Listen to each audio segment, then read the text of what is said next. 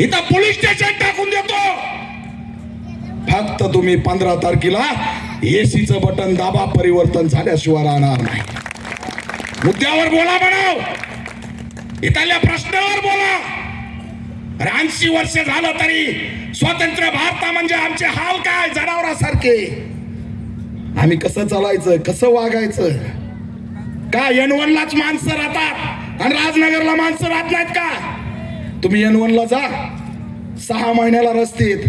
का तर करोडपतीच्या अवलादी तिथं राहत्यात. अरे त्या करोडपतीचा अवलादी हे भीमाचे लेकर, छत्रपती शिवाजी महाराजाचे लेकर मतदान करून म्हणून तिथं राहतात. म्हणजे N1 ला 6 महिन्याला रस्ता आणि राजनगरला चिखल.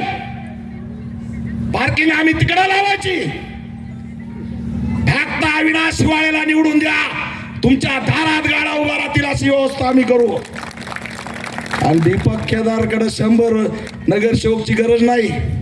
हा एकटा फाकड्या बाकी 2-3 आमचे निवडून द्या. काय झाले? नुसतं दीपक भाईचा एक नगरसेवक जरी आला म्हणलं ना तर कमिशनर सुद्धा मुतायला लागतो. आला होता बुलडोजर घेऊन, टुकुक टुकुक टुकुक, जणू तो पिक्चर आहे तिकडला. ठाकूर ये हात मुझे दे दो, टुकुक टुकुक. अरे ऑपरेशन तुला कुत्र चावले तरी त्याचं टुकुक टुकुक चालूच.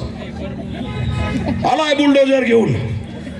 हे गाड्या घेऊन जे फिरत येत 10-10, 5-5, यातला आला का कुणी बुलडोजर हटवायला?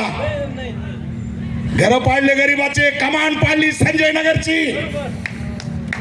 अरे त्या संजय नगरच्या कमानीचं चित्र विद्यापीठासारखं होतं, त्याच्यावर ह्या रामकोरांनी बुलडोजर चालवलं. तरी आम्ही शांत. पण मला सहन झालं नाही. ए कुबड्या खमीज म्हणलं, भाजालं तुझे नाटक. कुबड्या खमीज माहिती ना तुम्हाला? पासा हे असंही भाजालं म्हणलं, डरकाळी फोडली आणि धमक्यात क्रांती चौकापासून मोर्चा काढला. पुन्हा बुलडोजर बाहेर काढायची हिंमत झाली नाही. ही ताकद दीपक केदारची, पॅंथरची लक्षात ठेवा. तुमचे घर वाचवायचे असतील, तुमची झोपडपट्टी वाचवायची असेल, टाइम किती झालाय? 10 मिनिटं बाकी. एवढं भाषण जोरात झालंय, टेन्शन आलंय. आणखी तासभर चाललं तर खपले पैसे. अरे घ्या ना लुटून, कोण केस बी करणार नाही ना. हा होय मामा, काय घेऊ? दाबाडी? हो 10 मिनिटं. बरं झालं लक्षात आलं बा. याच्यासाठी हे कामाचे आमचे पोलीस बांधव लावित होते. आता हे नसते तर खेळ गुंडाळला होता का नव्हता? 10 मिनिटं घेऊ आता.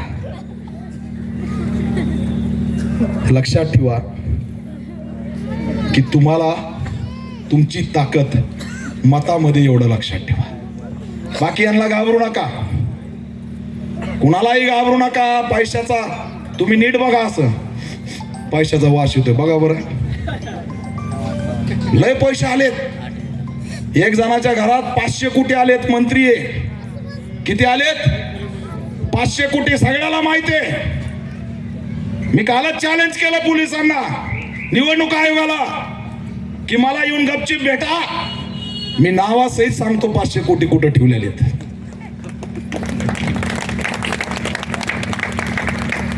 कशासाठी आणले? तुमचं शहर गायब करायचंय.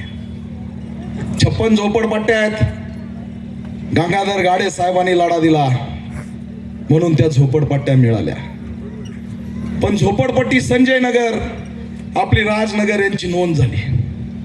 पण जय भवानी नगरला वेगळा रेट आणि आम्हाला वेगळा रेट. ते येणे मध्ये आणि आम्ही गुंटेवारी मध्ये.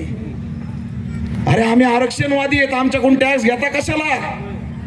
आम्ही नाक्यावर जातो कामाला, कामाला जाऊन आम्ही पोट भरतो, आमच्याकडून टॅक्स कशाला घेता?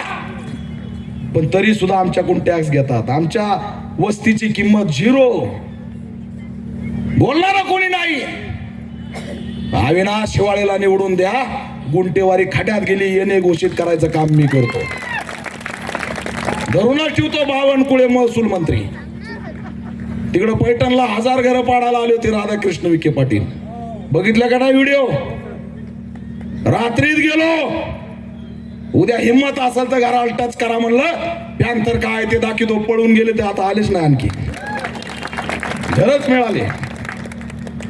तर लढणारा माणूस पाहिजे की पैसे देऊन गायब होणारा पाहिजे याचं उत्तर द्या. लढणारा असला तर हे घाबरतील की बाबा ह्याच्या नादी नको लागायचं, हे डोकं बी फोडू शकते. कारण आमच्याकडे गमवायसारखं काय आहे आपल्याकडे? 100 एकर आहे. आणि बाकी उमेदवारावर बोलायला मी लय मोठा नेता आहे, त्यांच्यावर काही बोलत नाही. पण सगळ्याला माहिती आहे काय खेळ कसा चालू आहे. सगळ्याला तुम्हाला माहिती आहे. आणि असे माणसं जर तुम्ही निवडून दिले तर उद्या आपल्या आया बहिणी सुद्धा सुरक्षित राहणार नाहीत. एवढं मी तुम्हाला अंधारातून सांगतोय. आधीच ह्या सगळ्या घटना घडतायत. तुमच्याकडे पोलीस स्टेशन चौकी द्यायला कोणी तयार नाही. तुमच्या सुरक्षेसाठी कोणी तयार नाही. जर आया बहिणी सुरक्षित ठेवायच्या असतील तर त्या ठिकाणी तुम्हाला मतदान विकायचं नाही, एवढं लक्षात ठेवा. नाही तर घरी जाता, मोबाईल काढता, झालीच रील सुरू. तर आता मी काय बोललो ते विसरून जाता. ती एक बाया मध्ये येत होती, काय नाही बोलले, गेले वाया पळून. साऱ्या उठल्या की त्याच्यावर डान, काय नाही बोलले, गेली वाया पळून. अरे भल्या श्रीमंत बाया बी त्याच्यावर चालू. एक आमचं लहान पोरग तोंडाने वाजायचा व्हिडिओ व्हायरल झाला, डुमचक डुमचक. त्याला म्हणे वाजव. ते जे नाचत राहिले आणखी नाचत आहेत. तो बिचारा म्हणला मामा पाणी तरी पिऊन यावं दे ना राव. पण त्याला वाजूच लागले. हे सगळं तुमच्यासाठी षडयंत्र आहे. तुमचं जगणं मोबाईल पुरतं केलंय. निवडणुका आल्या की मतं विकत घ्यायचे, लोनवर जा. ए बाबा त्या मोबाईल वाल्याला सांगितलंय फक्त आधार कार्ड आणलं तरी मोबाईल दी. मुद्राचं लोन आहे, आमचे फॉर्म भरून घ्या. 50-50 हजाराचे लोन द्या, 30-30 हजाराचे लोन द्या. बचत गट पाठवलेत, मायक्रो फायनान्स आलेत, 22-25% त्यांची व्याजदर, त्यांचे गुंड येणार. अनेक आया बहिणींनी इथं फाशी घेतल्या राजनगरला. तेव्हा सुद्धा मीच बोललो, नगरसेवक झालात ना, पुन्हा कोणता मायचा लाल इकडं बचत गटाचं लोन तिकडं वसूल करायला येतो ते मी बघतो. फिरकूनच देत नाही. आपणच दांड्याने मारून आपणच विनयभंग दाखल करू. घाबरता कशाला तुम्ही? 22%. अरे ते सावकार 2-2.5% घेतोय. यांचं 22%, 20%, 18%. तरी आम्हाला पाहिजे मोदी. ते येतंय. गेल्या वेळेस आलं 15 लाख देंगे, आजचे दिन लाएंगे. उज्ज्वला आई उठायची, पेढे वाटत फिरायची. आई काय झालं, काय आलं? उज्ज्वला आई आली, गॅस आला. आता गावाकडे गेलो, आमची आई तिकडे पुन्हा सरपण काढायला गेली. सरपण कळतंय ना? कळतंय का? जोरात बोला. सरपण आणा गेली. म्हणला तू तर पेढे वाटले होते उज्ज्वलाचे. ती म्हणे मेल्याने फुकट दिला ना, आता 1500 मागतोय. असा गणित आहे. काँग्रेस कामाचं नाही, कमळ कामाचं नाही, कुणीच कामाचं नाही. एकच कामाचं आहे, तो म्हणजे निळा झेंडा आणि अविनाश हिवाळे. लक्षात ठेवा. जाता जाता तुम्हाला आवाहन करतोय, अविनाशराव इकडे या. हा अतिशय प्रामाणिक पोरगा आहे, एकदम प्रामाणिक आहे. ए बाबा, ए यार, हे बघा, बरं जाऊ दे बाबा.